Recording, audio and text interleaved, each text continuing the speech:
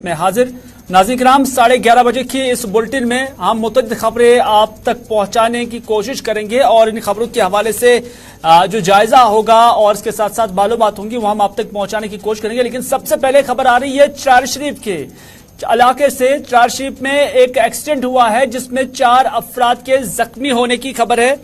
माना जा रहा है कि चार शरीफ से एक अल्टो गाड़ी चाड़ूरा की तरफ जा रही थी कि इसे दौरान सफर ही हादसा पेश आया है और हादसे के नतीजे में 2 बच्चों समेत 4 अफराद जख्मी हो गए हैं।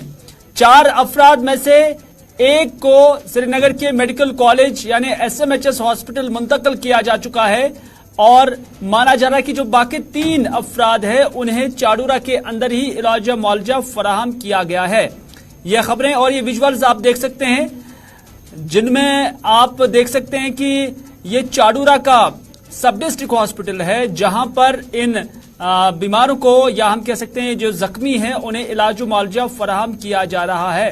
जाहिद मलिक जो हमें चाड़ूरा से हमें अपडेट करेंगे कि एक हादसा कहां पर हुआ, किस तरह हुआ और कितने बजे हुआ।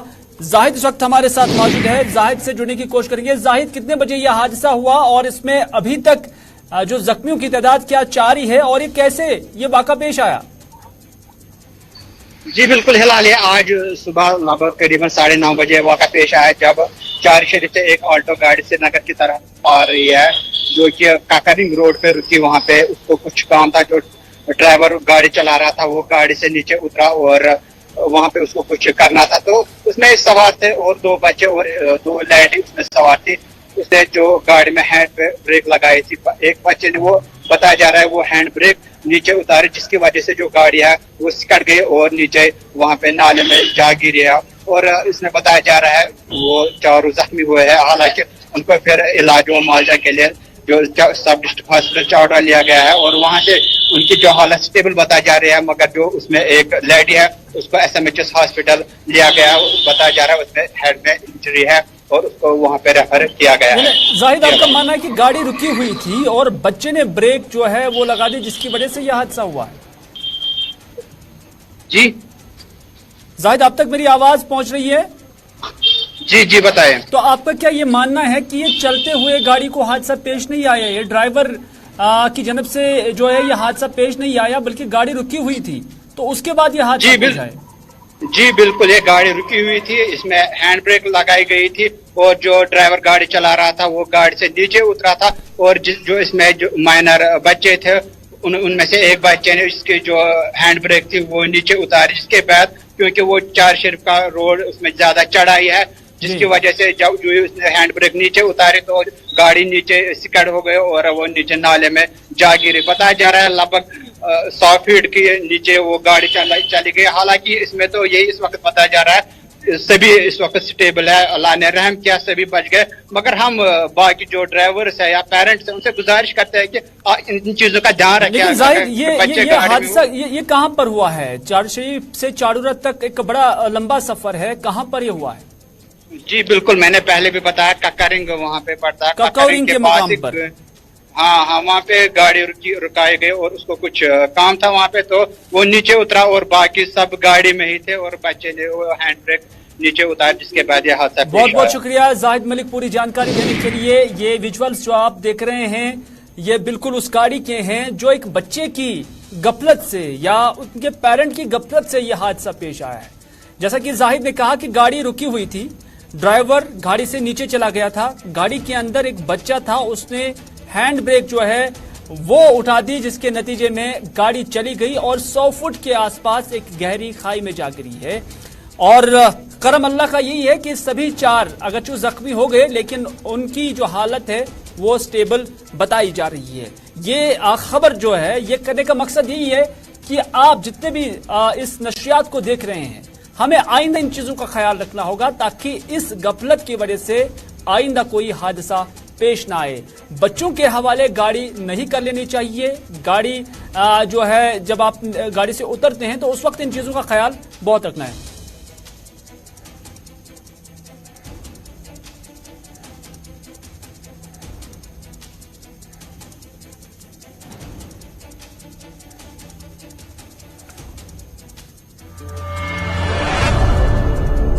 ये था चार शरीफ का। लेकिन इधर पहलगाम अनंतनाग से भी अभी एक और हादसे की खबर है।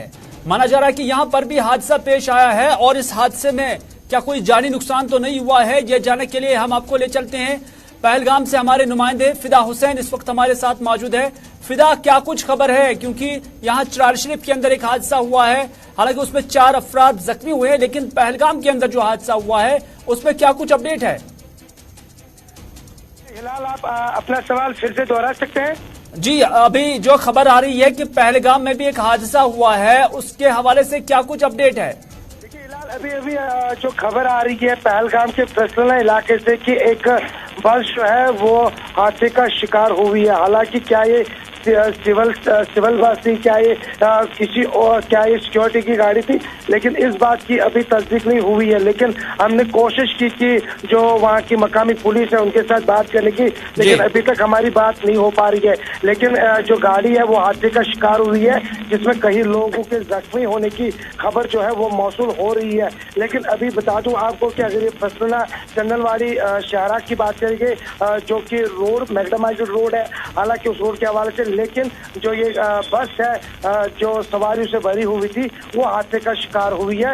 मजीद खबरों का और इंतजार करना है कि क्या 1 दर्जन से ज्यादा जो हमारे पास खबरें आ रही है कि 1 दर्जन से ज्यादा जो जख्मी हुए वो हुए। हालांकि अस्पताल इंतजाम से भी हम राबिते में हैं, उनके पास भी अभी कोई इस हवाले से खबर नहीं है, लेकिन हादसे का शिकार हुई है। चलिए, जराये के हवाले से फिदा हुसैन की ये खबर कि लगभग 1 दर्जन के करीब यानी 12 से ज्यादा लोग इस हादसे में जख्मी हो चुके हैं, ये जराये के हवाले से खबर आ रही है। अभी ये इब्तिदाई तौर पर ये मालूमात मिल रही हैं। आप बिल्कुल गुलिस्तान न्यूज के साथ बने रहे, हम आप तक जो है इस हादसे के हवाले से भी जो अपडेट होगा वो पहुंचाते रहेंगे। फिलहाल अभी तक के ये 2 हादसे जिस हवाले से हमने आप तक जो है ये इंफॉर्मेशन पहुंचाई है। अगली खबर में बात करते हैं माइनिंग की, क्योंकि नेशनल ग्रीन ट्रिब्यूनल की जानिब से अब बाज़ाब्ता तौर पर एक हुक्मनामा आ गया है, जिसके तहत एक कंपनी को अब बाज़ाब्ता तौर पर पाबंदी लगा दी गई है कि वो शाली गंगा नाले से अब मजीद एक्सट्रैक्शन नहीं कर सकते हैं।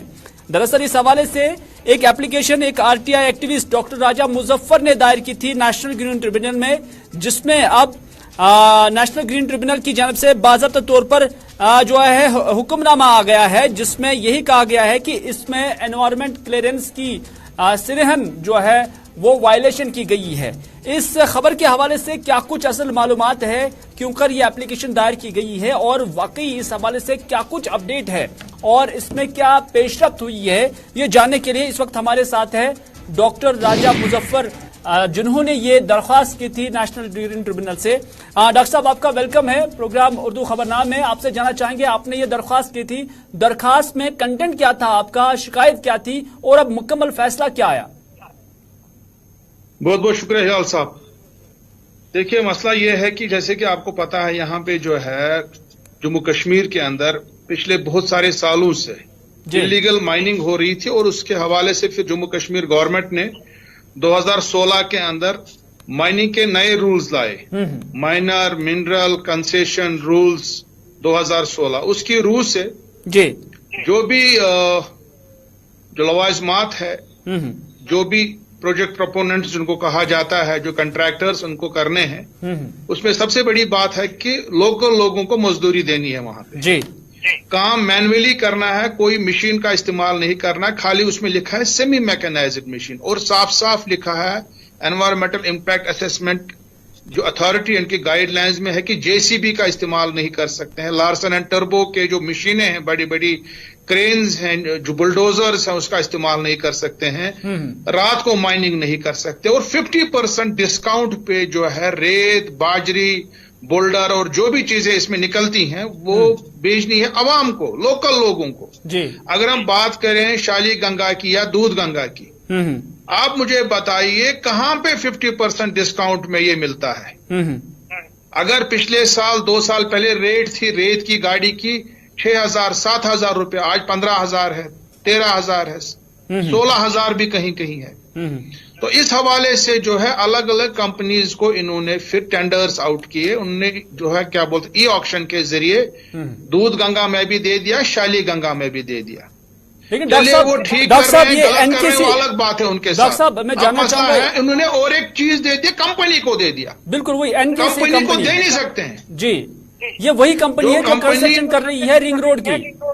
जो कंपनी रिंग रोड की कंस्ट्रक्शन कर रही है वो कैसे ले सकती है? जी क्योंकि ये मटेरियल निकालना है, फिर लोगों को बेचना है। जी। अब जो ऑलरेडी वहां पे ठेकेदार निकाल रहे हैं, चाहे दूध गंगा में, शाली गंगा में, वो अगर महंगे दाम पे भी दे रहे हैं मगर वो लोकल लोगों को ही बेच रहे हैं। बट जहां तक ये कंपनी है, नए लोकल लोगों को बेच रहे हैं, नए जेसीबी का इस्तेमाल कर रहे हैं, रात भर माइनिंग कर रहे हैं, तमाम लोग चुप करके बैठे हैं यहाँ पे। अफसोस की बात है। तो गृह ट्रिब्यूनल जितने की भी जानिब से हमारे क्या सियासी हिदायत आई लीडर है? है, समाजी कारकुनान है, हमारे दीनी उलमा है, अफसोस की बात है कि एक ने भी बात नहीं की। पिछले 1 साल से ये यहाँ पे तांडव चल रहा है, इसके अंदर तबाही हो रही है हमारे क्या बोले वाटर बॉडीज की, वाटर जितने भी लॉज हैं उन एनवायरमेंटल लॉज की वायलेशन हो रही है, वाटर एक्ट की वायलेशन हो रही है, एनवायरमेंटल प्रोटेक्शन एक्ट 1986 की वायलेशन हो रही है, फिशरीज एक्ट की वायलेशन हो रही है, हर किसी कानून की धज्जियां उड़ रही हैं और तमाम लोग चुप करके बैठे। अफसोस की बात है ये, और डॉक्टर मुझे साहब, फिर अब मजबूरन चूंकि- जाना पड़ा नेशनल ग्रीन ट्राइब्यूनल में। अब आपने नेशनल ग्रीन ट्रिब्यूनल में आपने इस मामले को लाया, तो वहां से इस कंपनी के नाम क्या कुछ हिदायत आए हैं? क्या इस हवाले से कोई पेशरफ्त हुई है? फिर देखिए, मैं जो है नेशनल ग्रीन ट्राइब्यूनल में मैंने अपील दर्ज की असल में। जो इन्होंने एनवायरमेंटल इंपैक्ट असेसमेंट अथॉरिटी जो जम्मू कश्मीर की है, उन्होंने इनको एनवायरमेंटल क्लियरेंस दी थी पिछले अप्रैल में, इस साल के अप्रैल में। मैंने उसी जो है उस क्लियरेंस को, उसमें एक प्रोविजन है नेशनल ग्रीन ट्राइब्यूनल के कवानीन में ही प्रोविजन है कि आप उस एनवायरमेंटल क्लियरेंस को चैलेंज कर सकते हैं 1 महीने के अंदर। और मैंने बिल्कुल 1 महीने के अंदर, जब उनको एनवायरमेंटल क्लियरेंस मिली पांजन के इलाके में, त्रुम्बी बाग जिसको कहते हैं, त्रुम्बी बाग, जब इनको वहां पे एनवायरमेंटल क्लियरेंस मिली, मैंने वो उठाया, मैंने देखा उसकी धज्जियां उड़ी हैं। और जो हमारा एनवायरमेंटल इंपैक्ट असेसमेंट अथॉरिटी है यहाँ पे जम्मू कश्मीर की, बड़े बड़े ऑफिसर उसके मेंबरान हैं, उन्होंने भी बिल्कुल वायलेशन कर दी है। जो उन्होंने इनको बोला है करने के लिए उसका नहीं कर रहे हैं। उसमें बिल्कुल स्टैंडर्ड गाइडलाइंस है। उन स्टैंडर्ड गाइडलाइंस का जो है जमीनी सतह पे इतलाक नहीं हो रहा है। रात भर माइनिंग कर रहे हैं। डॉक्टर साहब, ये जो गाइडलाइंस डिस्काउंट नहीं दे रहे हैं लोगों को। डॉक्टर साहब, ये जो गाइडलाइंस तरतीब दी जा रही हैं, कायदे कवानीन इस चीज के लिए हैं, इसकी देखरेख के लिए कौन सा डिपार्टमेंट है? क्या उन्होंने इसे अपना फर्ज मनसबी नहीं समझा? और उसके बाद देखिए, इसमें जो माइनिंग का डिपार्टमेंट है, हम बार बार उनको बोल रहे हैं, वो बोल रहे हैं जी हम गए थे, हमने किया, पता नहीं क्या कर रहे हैं, कितने उनके पास मैन पावर भी उतना नहीं है। ये एक और नेक्सस अफसोस तो नहीं की लग बात रहा है है कि उन्होंने सीसीटीवी नहीं रखे हैं वहां पे। बिल्कुल डॉक्टर साहब, ये नेक्सस तो नहीं है? और क्या है, बिल्कुल नेक्सस है। ये तो बड़ा ही नेक्सस है। अब हमको मजबूरन मुझे आईजीपी कश्मीर के पास जाना पड़ा। एडीजीपी जो हमारे इस वक्त है, उन्होंने बड़ा ही आश्वासन दिया। फिर मैं एसएसपी बड़गाम को मिला, उन्होंने भी उसमें बाद में उन्होंने फोन किया। एसएसपी बड़गाम ने डिस्ट्रिक्ट मिनरल ऑफिसर को फोन किया और डिस्ट्रिक्ट मिनरल ऑफिसर ने बोला सब ठीक चल रहा है। ये क्या है? उन्होंने बोला खाली बड़गाम में मुझे प्रॉब्लम है, करेवाज में, बाकी चाडोरा, शाली गंगा, दूध गंगा सब ठीक चल रहा है। क्या यही ठीक चल रहा है? और इन्होंने जो कंपनी है एनकेसी, उन्होंने वहां पे झूठा एफिडेविट भरा कि हम जी जेसीबी का इस्तेमाल नहीं कर रहे। अच्छा, हम जी रात को माइनिंग नहीं कर रहे हैं। फिर क्या वहां पे कौन जानवर कौन करे, भूत कर रहे हैं वहां पे? क्या वो कोई जिन कर रहे हैं वहां पे? और मैंने वो गूगल के फोटो इमेजेस डाल के उनको डाला है वहां पे, और ये बदनाम हो गए, जलील हो गए वहां पे, ये लोग इनके झूठ खुल गए वहां पे। चलो डॉक्टर साहब, इन्होंने इसमें बैन लगाया है और इसमें फुल जजमेंट अगले महीने डिटेल जजमेंट आया है, जजमेंट रिजर्व है। फिलहाल इनको स्टे किया गया है कि आप वहां पे माइनिंग नहीं करेंगे शाली गंगा में। बहुत बहुत शुक्रिया डॉक्टर साहब। डॉक्टर राजा मुजफ्फर साहब हमारे साथ बात कर रहे थे, और इस ऑर्डर के हवाले से जो नेशनल ग्रीन ट्रिब्यूनल की जानब से आया है, उस हवाले से ये दरखास्त देहान में शामिल है। इन्होंने ही दरखास्त एक अपील की थी कि इस पर नजरसानी की जाए, और उस पर डॉक्टर साहब का मानना है कि डिटेल्ड जो है अब फैसला भी आ जाएगा। और एक कोशिश जो है इनकी कि इस तरह के जो मिनरल्स है, जो वसाइल है, इसके साथ डिस्ट्रक्शन ना हो जाए। डिस्ट्रिक्ट जो मिनरल ऑफिसर है, कहीं ना कहीं वो भी इनमें काफी इन्वॉल्व जो है नजर आ रहे हैं।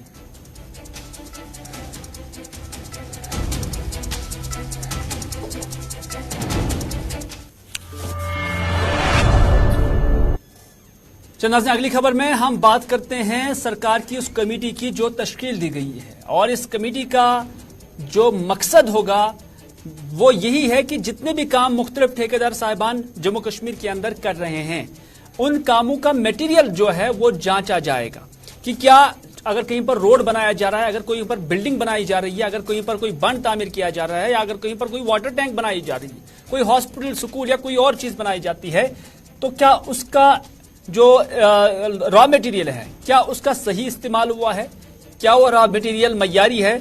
इस हवाले से ये जो कमेटी तश्कील दी गई है जो अब इन सारी चीजों का जायजा लेगी। और ये कमेटी कब से अपना काम शुरू करेगी और इस कमेटी को और कौन से अहदाफ दिए गए हैं, ये जानने के लिए मेरे साथ इस वक्त है हमारे सीनियर नुमाइंदे सईद रूफ फारूकी, जिनसे हम जानने की कोशिश करेंगे कि ये कमेटी कब तश्कील दी गई है और इसका बुनियादी जो मौक़िफ़ होगा, जो हदफ होगा, वो क्या कुछ होगा। रूफ, आपका बहुत बहुत शुक्रिया हमारे साथ जुड़ने के लिए। जानना चाहेंगे कि इस कमेटी को क्या कुछ टारगेट दिया गया है और कब से ये अपना काम शुरू करेगी।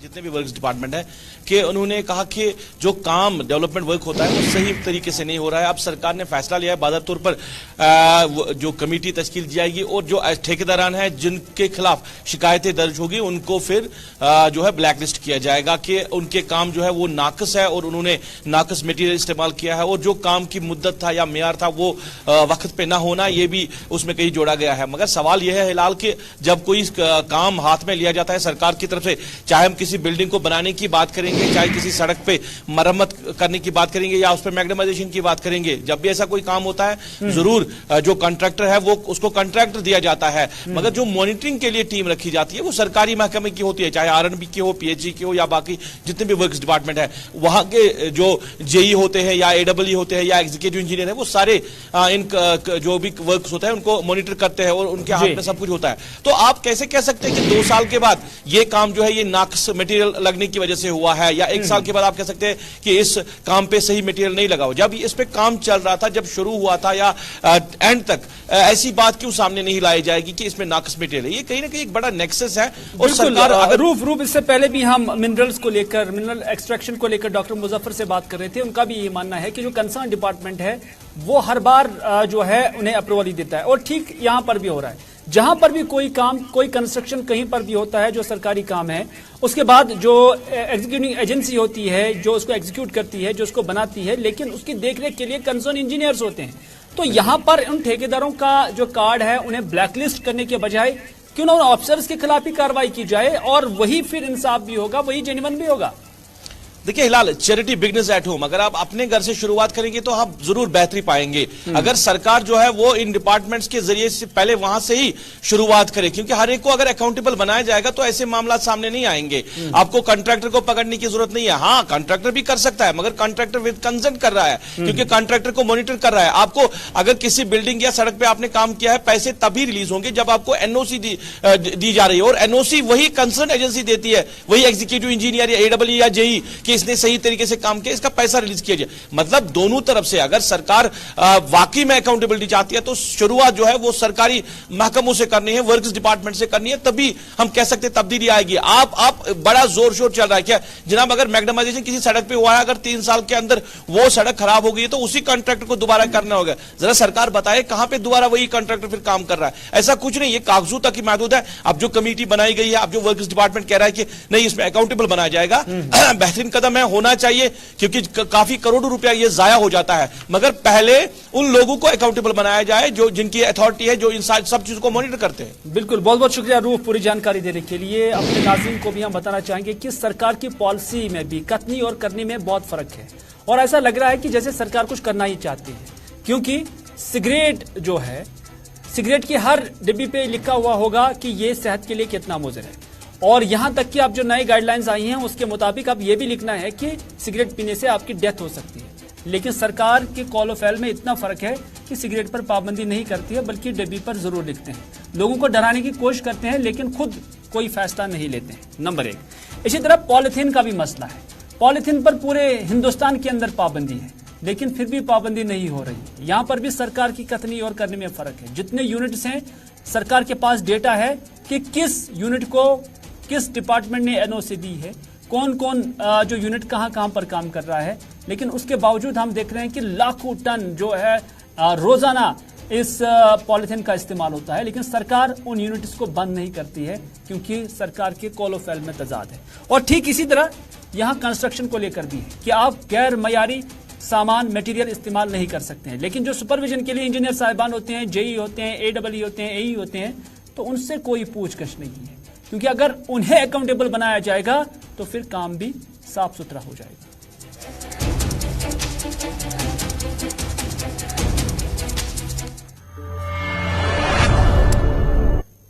नाज़रीन, अगली खबर में हम बात करते हैं 45 बटालियन CRPF की, जिनकी तैनाती श्रीनगर के इंटरनेशनल हवाई अड्डे पर है।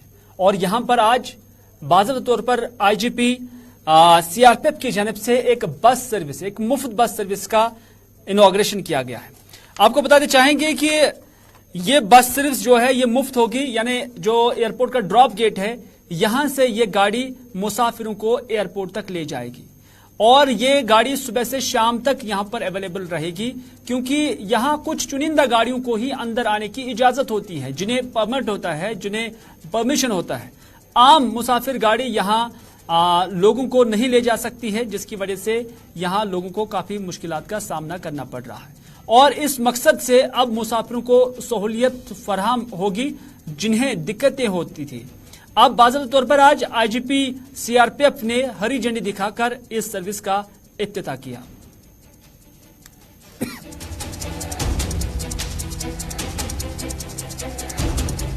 आज स्वतंत्रता की 75वीं वर्षगांठ के ऊपर हमारे यहाँ श्रीनगर एयरपोर्ट के ऊपर CRPF ने एक बहुत ही महत्वपूर्ण और यात्रियों की सुविधा की दृष्टि से बहुत ही अच्छा कदम उठाया है और एक फ्री कोच सर्विस को जो कि हमारे ड्रॉप गेट से लेकर एयरपोर्ट तक के लिए चालू की है। कई बार ऐसा देखा गया है कि कुछ यात्री जो टैक्सी वगैरह अफोर्ड नहीं कर सकते वो ड्रॉप गेट से लेकर एयरपोर्ट तक पैदल ही चलते हैं अपने भारी सामान के साथ। तो इस असुविधा को दूर करने के लिए यहाँ पर हमारे हवाई अड्डे पर डायरेक्टर जनरल BCS के आए थे और उन्होंने CRPF को यह सलाह दी थी कि वो यह काम फ्री कोच सर्विस का शुरू कर दें। तो आज 16 अगस्त से